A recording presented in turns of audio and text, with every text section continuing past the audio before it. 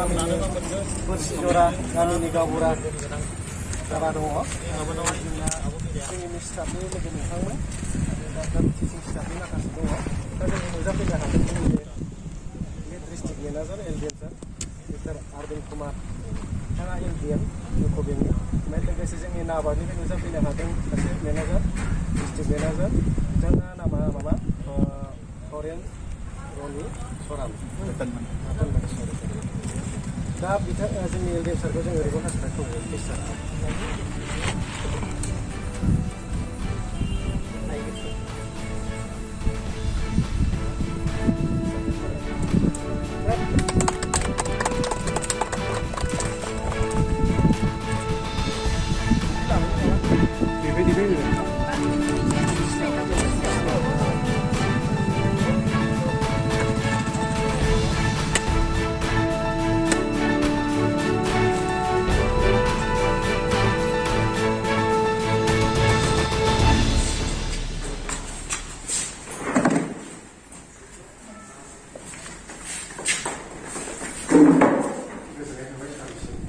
नाबार्डनिफ्रायनो खामानि मावनाय जायो आरो बेवहाय जोंहा डिस्ट्रिक्ट रुरेल डेभेलपमेन्ट हिसाबै सासे मेनेजार नांगौ दं मेनेजारा जाहैबाय जोंनानो सार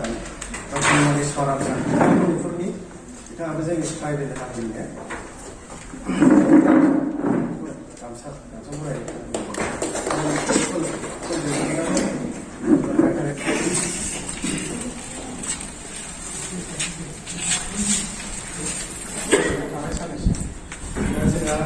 जोंनिनो गासिबो रायजो राजाफ्राबो सफैजोबखाबाय जोङो आराम्भ खालामसै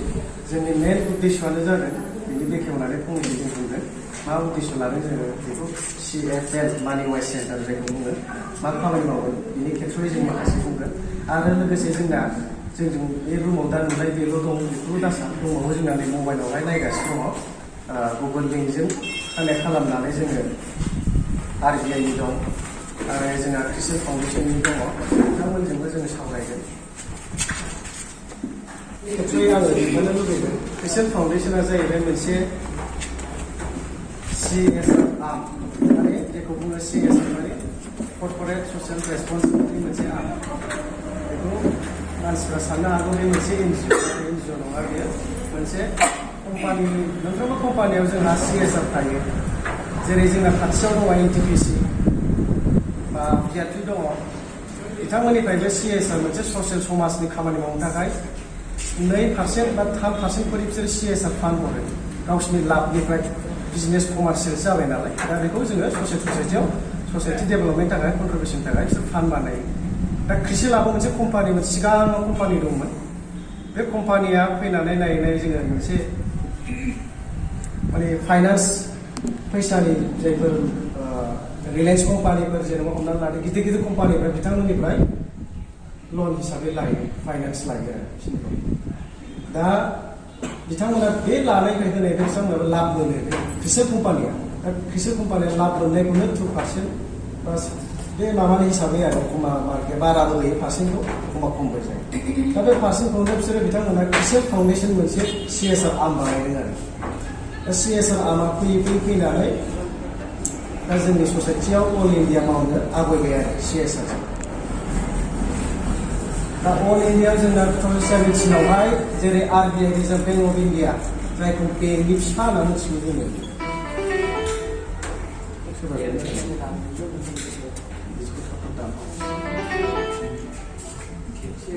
दा जोंना RBI 2017आव पाइलट प्रजेक्ट लादों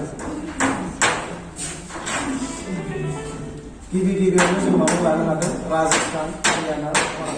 दाब दाब जायगायाव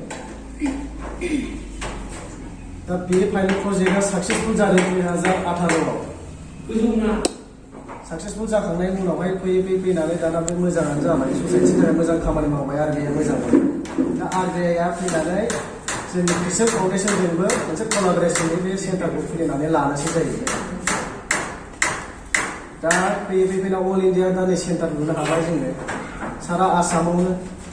नङा फुरा नर्थ इस्टआवनो जोङो दा बे CFL सेन्टारा मानि वाइसआ जानानै फैबाय दा बिनि सुबिदाया मा जागोन जोंना रायजो राजा एसे सोंनो फैदों दा ये सेंटर से क्या मिलने वाला है हमें ये होगा सवाल हो सकता है तो बेनो सुबिदाया जोंना स्कपा मा जागोन रायजो राजानि थाखाय ओरैबायदि मानसिफोर थायो हमनानै ला जायफोरा बेंक एकाउन्टखौ खुलिनो रोङा दङ सोरबा सोरबा हमनानै ला अबे लनखौ लायोबा हागौ बहाय खामानि जागोन खोथानि खोथा मुद्रा लनखौनो मोनथिया जोंनि बहुद इयुथफ्रा ट्राइबेल बा जिखुनु केटेगरिनि ससियेल केटेगरिनि मानसिफ्रा गभर्नमेन्ट बेंकनिफ्राय मा मा दं सुजुग सुबिदा मा सार्भिस दं बेखौ मिथिया दा बेखायनो जोङो मोननो हाबाय जोंनि दतमायाव क'क्राझार डिस्ट्रिक्टआव दतमायाव सेन्टार जाबाय नोंसिनि रायजो राजानि थाखाय बे सेन्टारनिफ्रायनो जोङो माखासे ट्रेनिंखौ मोनगोन जेरै ट्रेनिंखौ जोङो सेल्फ हेल्प ग्रुपखौ होनो थांगासिनो दं बा सोरबा इन्डिभिजुवेल मानि सायाव होनोब्ला थाखा फैसानि हमनानै ला जोङो लन पेन्सन इन्सुरेन्स बा इन्सुरेन्स होनोब्ला जोङो अटल पेन्सन योजना दङ प्रधानमन्त्री जीवन ज्योति सुरक्षा बीमा योजना दङ बायदि बायदि बिदिनो बहुद स्किम दङ दा बेफोरनि सायाव जोङो माबागोन दा आं बारा गोबाव बुङा जोंना माखासे सारमोन दंखायो बिसोरबो रायज्लायना नोंथांमोननि सिगाङाव स्पिकारनि दारा जोंखौ मिथिहोगोन थ' आं एसेखिनिखौ बुंनानै दोनथ'नि दा नांगौबा उनावहाय एसे बुंनांगौ थालाङोबा आं बुंफिनगोन खारन आं नोंथांमोनजोंनो सेन्टार मेनेजार हिसाबै खामानि मावफानाय जाखागोन माखासेखौहाय उनावहाय जोङो लोगो मोनलायबाय थाखागोन नोंथांमोनाल' आं जोंनि बे सेन्टारनि स्टाफ बा जोंजों सापर्ट खालामगोन होननानै आं आसा खालामो एसेखिनियाव दोनथ'बाय दे दसे दा जोंनि खाथियाव नुजाफैनो हादों नालाय एलडिएम सारा भाषा लाखिबाय अभी हम सबको अनुरोध करता हूँ कि समय के भाषण थैंक यू मौसमी यहाँ पे मंच पे उपस्थित respected DDM sir branch head bank of Baroda BPM Bipul ji and और आप सभी लोगों को हमारा नमस्कार मैं अरविंद कुमार लीडरशिप मैनेजर कोकराझार थोड़ा थोड़ा सभी को समझ में आ रहा है सभी लोग तो टीवी देखते होंगे टीवी देखते हैं मूवीज देखते हैं गाना सुनते हैं तो मोस्टली सभी लोग हिंदी का ही यूज करते हैं ठीक है तो जिन्हें थोड़ा डिटेल में बता दें कि क्या प्रोजेक्ट है ये जो ये सीएफएल का फुल फॉर्म क्या होता है सेंटर फॉर फाइनेंशियल लिटरेसी ये आप लोग देखते होंगे गांव में पहले भी बैंक वाले आते हैं कैंपेन करते थे आपको डिफरेंट प्रकार के स्कीम के बारे में बताते थे जीवन ज्योति क्या है सुरक्षा बीमा योजना क्या है तो उसी के लिए ये जो सीएफएल है ये सेपरेट ओनली फॉर आप लोगों के लिए ही काम करेगा बैंक के पास डिफरेंट प्रकार के काम होते हैं लेकिन जो सीएफएल है ये ओनली फॉर आप ये 3 कंपनियों के या आपका ये आरबीआई हमारा यूको बैंक और प्लस क्रिसिल फाउंडेशन ये तीनों कोलैबोरेशन से ये काम करेगा तीनों का अपना अपना फंड है हर का अपना शेयर है उसके अकॉर्डिंग ये काम करेगा तो मेनली इनका क्या काम है सीएफएल सेंटर फॉर मतलब ये हमारे कोकराझार ये ऑल ओवर इंडिया में प्रोजेक्ट चल रहा है और ये हर डिस्ट्रिक्ट में है लेकिन हर डिस्ट्रिक्ट के हर ब्लॉक को सेलेक्ट नहीं किया गया हमारे पास कोकराझार डिस्ट्रिक्ट में कितने ब्लॉक हैं सभी को पता होगा कितने ब्लॉक हैं कोई बता सकते हैं 5 ठीक है इसमें से हमारे पास 3 ही ब्लॉक है जिसको सीएफएल के लिए सिलेक्ट किया गया है इसमें दोदमा है कचुगा है और गोसाईगांव है ठीक है तो ये जो है इनका मेनली पर्पस क्या है हमारा काम क्या है कि अभी भी बहुत सारे ऐसे लोग हैं जिनको बैंक के बारे में पता नहीं है बैंक क्या है बैंक के पास क्या क्या स्कीम है उनको बैंक के पास लोन कैसे लेना है बहुत सारे लोग मतलब बैंक में जाने के पहले मतलब इरिटेशन होता हमें कल बैंक जाना है जाने के पहले सोचते हैं कभी कभी सोचते जाते भी नहीं ऐसा होता है आप लोग के साथ बैंक जाना है तो मतलब एक बहुत बड़ा टेंशन होता है कि बैंक में काम हो जाएगा तो हमारा बहुत बड़ा काम हो जाएगा ऐसा आप लोग सोचते हैं ऐसा होता है ठीक है सोचना का मतलब कि हमें कुछ काम है तो मतलब उसको कैसे करना होगा कैसे उसी के बारे में ये सीएफएल आप लोगों को बताएगा कि आपको पैसे जमा करने हैं आपको जो बैंक में डिफरेंट स्कीम है गवर्नमेंट जो मेनली जो इनका फोकस है गवर्नमेंट स्पॉन्सर्ड स्कीम हमारे बैंक में जो भी भारत सरकार की जो योजनाएं वो कहाँ से वो आगे बढ़ती है बैंक के थ्रू ही आगे बढ़ती है तो जैसे आप सुने होंगे प्रधानमंत्री सुरक्षा बीमा योजना, ये क्या है? इंश्योरेंस है। तो बहुत सारे लोग ऐसे भी जिनको इस स्कीम के बारे में नहीं पता, तो इसके बारे में हमारा ही CFL बताएंगे आपको। मुद्रा लोन, प्रधानमंत्री PMEGP स्कीम जो लोन के लिए है, मुद्रा स्कीम, ये लोगों को नहीं पता है कि हमें इसको कैसे अप्लाई करना है, इसका बेनिफिट क्या है। तो इनका जो मेन पर्पस है यही आप लोगों को उसके बारे में बताना। आप लोग जितना जान लेंगे उतना हमारे लिए फ्रूटफुल होगा। और ये जो भी है फाइनेंशियल लिटरेसी में सबसे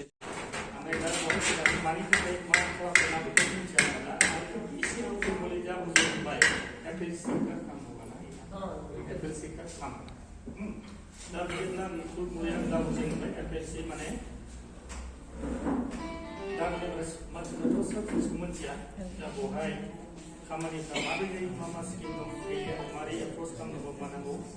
बे नैबे अफिसावहाय नोंथांमोनखौ खोन्थानाय जागोन आरो लामा दिन्थिनाय जागोन। दा बेनि सायावहाय मोनसे खोथा थाइगौनिबो खोथा नांगौ जाहैबाय। दा मोनबानि लकेल स्किमनि सायाव मोनसे सिलेक्ट जादों, बे मोनसे गोजोनथावनि बाथ्रा जाहैबाय। दा जेनेबा नोंसोरनिफ्राय बुंदेरनो लुबैयो, जेनेबा दा गभर्नमेन्टआबो अनेक अनेक स्किम दिहुनो आरोखि, जेनेबा दा बे माबाया दा बेखौ मोनफैयोब्लाथाय जानो हागौ। इन्सुरेन्सआ जाहैबाय जेनेबा 12 थाखानि इन्सुरेन्स। सासे मानसिया एकाउन्ट खुलियोबा बियो 12 थाखानिफ्राय मोनसे एकाउन्ट खुलिनो हायो। 12 थाखा मानि थाखाय होनोब्ला जेनेबा नों सासे न'खरनि गार्जेन, आंहा गथ' दं, सानै साथामसो दं बा सासेयानो दं, जेनेबा बाइचान्स नोंहा माबा जायोब्ला एक्सिडेन्टेलि बोरैबा जायोबा बियो जाहाथे नोंनि गथ'आ जाहाथे ओरैनो माबा भिखारि बायदि जानाङा बा लामायाव फैनाङा, बेफोरनि थाखाय बेफोरखौ खालामनानै लानाया मोजां। मानो होनोब्ला बिनि प्रिमियामाबो बोसोराव खालि 12 थाखाल'। बे मोनसे माबा जाहैबाय, बेवहाय खिन्थु खालि एक्सिडेन्टेलावल' मोनगोन। ओमफ्राय फिजिकेलि माबाफोर माबा जायोबा, पार्मानेन्टलि डेमेज जायोबा बेवहाय 50% मोनगोन आरो 1 लाख मोनगोन। आरो बिनिफ्राय आरो मोनसे इन्सुरेन्स दंबावो, बेबो गभर्नमेन्टनिनो प्राइम मिनिस्टार माबा खालामनाय, बेयो इयारलि 330 रुपिस। 330 रुपिसआ जाहैबाय बेहाय एनि डेट नोंहा बाय मोनगोन, खिन्थु नोङो बोसोरावहाय ओमफ्राय मेफ्राव दानो आरोखि। बेखौ एकाउन्टआव माबा नैबे एकाउन्टआव बेलेन्स थानांगौ, ओमफ्राय बियो इयारलि अट'मेटिकेलि बे माबा दानगोन आरो। ओमफ्राय जुदि एकाउन्टआव बेलेन्स गैयाबा नैबे 12 थाखाबो बा 330 थाखाबो जुदि एकाउन्टआव बेलेन्स थायाबा बे लेफ्ट जानानै थांगोन आरो। दा बेफोर खोथाखौनो नोंसोर बयबो बुजिनांगौ आरो मस्ट प्रबेबलि उनावहाय बेफोर खोथाखौ नोंसोर बयबो फैनानै सोंफैनो हागोन आरो। दा बे मोनसे माबा जायो। जेनेबा जों ओरैबो बे साननायाबो मोजां,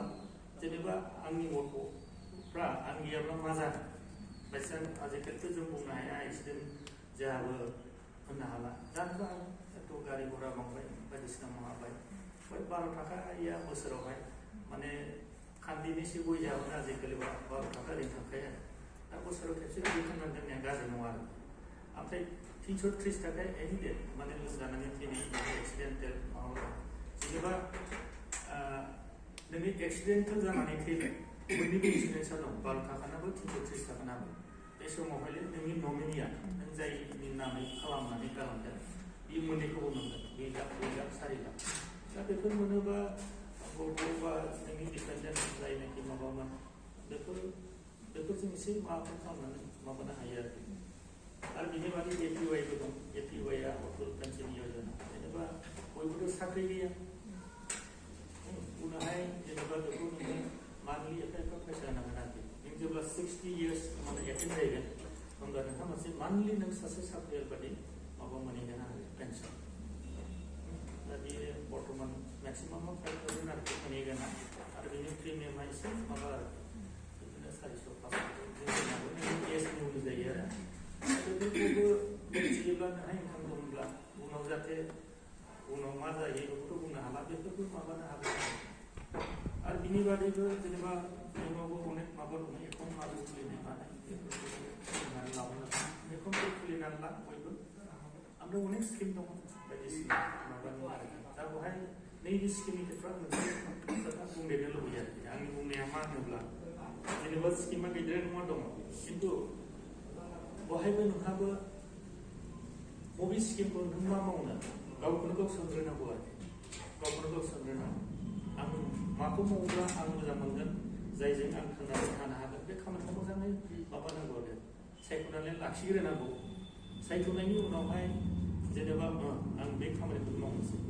जेनेबा अमा फिसिनाय बा दाउ फिसिनाय बा माबा सोरबा मा इन्डास्ट्रि फिसा फिसौ इन्डास्ट्रि खुलिनाय बा दखान होनाय मानाय बदिया माबा जायो आरोखि दा बेनि अनेक माबा दस्रा दस्रा दं PMMYबो दं